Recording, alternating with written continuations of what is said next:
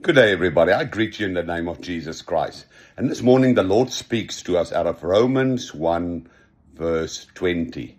It says in the Amplified Translation, "For ever since the creation of the world, His invisible nature and attributes, that is His eternal power and divinity, have been made intelligible and clearly discernible, and through the things that He have been made, His handiworks.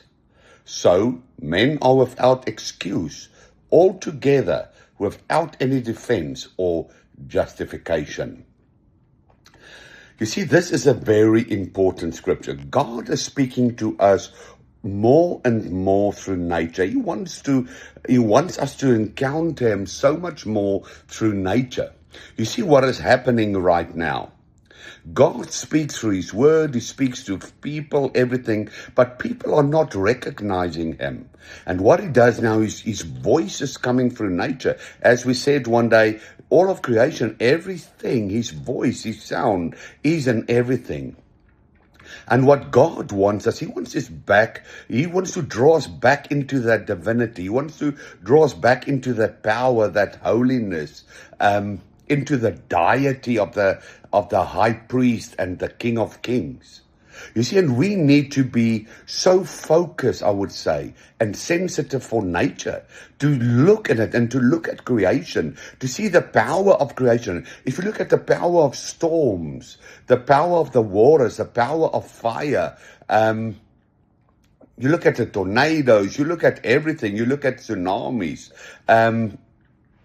fire, all those things have got so much power, and that is God's voice is in all those things a lot of times.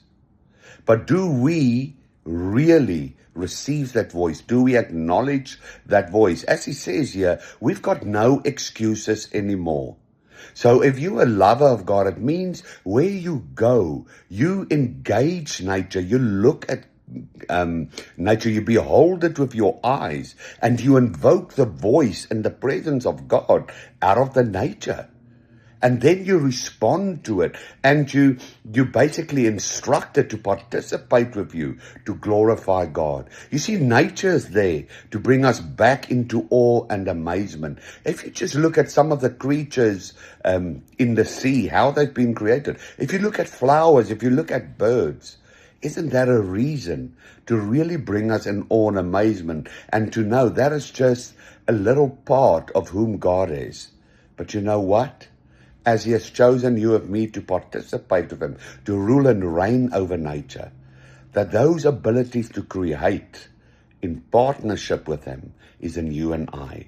That is something so special. So that you can never come to a place where you say, I am bored.